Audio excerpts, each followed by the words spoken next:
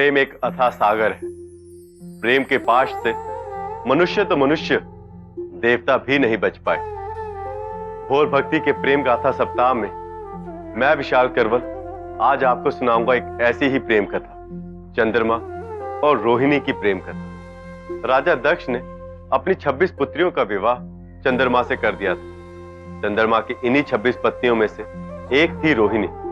रोहिणी के रूप, रंग, वाणी इत्यादि में कुछ ऐसी मोहकता थी कि चंद्रमा उनके प्रेम में ही मंत्रमुग्ध होकर रह गए थे। बाकी 25 पत्नियों की उन्हें कोई सुधबुद्धि ना थी। चंद्रमा और रोहिणी के इस प्रेम की चर्चा तीनों लोकों में होने लगी थी। चंद्रमा की अन्य पत्नियों को यह बात बहुत ही सताती थी। एक दिन उन्होंने साथ मिलकर स्वयं चंद्रमा से उन्हीं की शिकायत की और कहा कि उनके इस बर्ताव की शिकायत वो अपने पिता अर्थात राजा दक्ष से करेंगे।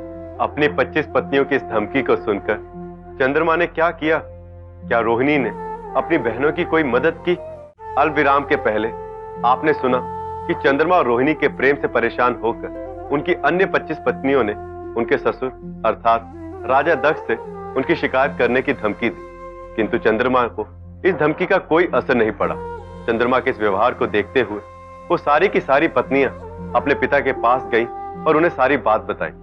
महाराज दक्ष ने यह सब सुना और बहुत चिंतित हुए और उन्होंने चंद्रमा को अपने पास बुलाया। चंद्रमा ने बड़ी धीरता से उनकी बात सुनी और सर झुकाकर उनकी बात मान ली। राजा दक्ष और चंद्रमा की इस बात का रोहिणी और चंद्रमा के प्रेम पर क्या असर पड़ा जानेंगे एक अल्पविराम के बाद।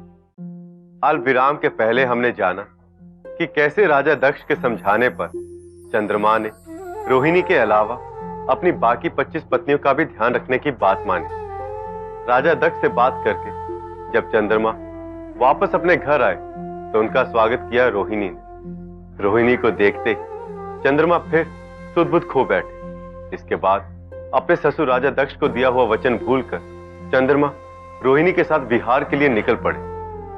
जब राजा दक्ष को इस वचन भंग की बात पता चली तो उन्होंने क्या किया, क्या हुआ चंद्रमा और रोहिणी की प्रेम कथा का। राजा दक्ष को जब चंद्रमा द्वारा वचन भंग की बात पता चली तो वो बहुत क्रोधित हो गए और चंद्रमा और रोहिणी के पास पहुंच गए और चंद्रमा को क्षय रोग होने का श्राप दे दिया। चंद्रमा को क्षय रोग हो गया, किंतु रोहिणी ने उनका साथ नहीं छोड़ा और उन्हें लेकर बद्रिकाश्रम चली गई। वहां बहुत सारे ऋषियों से मिलने के बाद भी उन्हें इस रोग से मुक्ति मिलने का उपाय नहीं मिला। अंततः उन्हें एक ऋषि मिले जिन्होंने इस रोग से ठीक होने का उपाय बताया।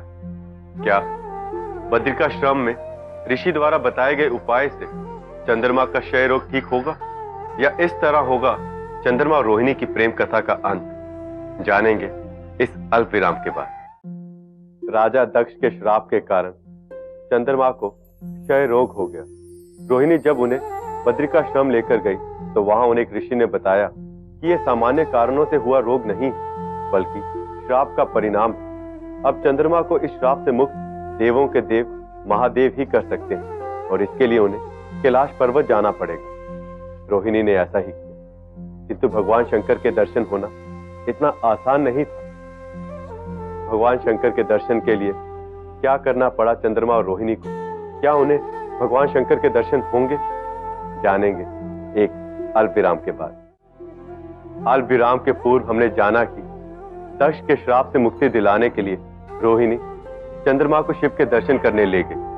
कैलाश पर्वत पर जाकर रोहिणी ने भगवान शिव की भीषण तपस्या की। रोहिणी के प्रेम की शक्ति देखकर शिव का हृदय पिघल गया।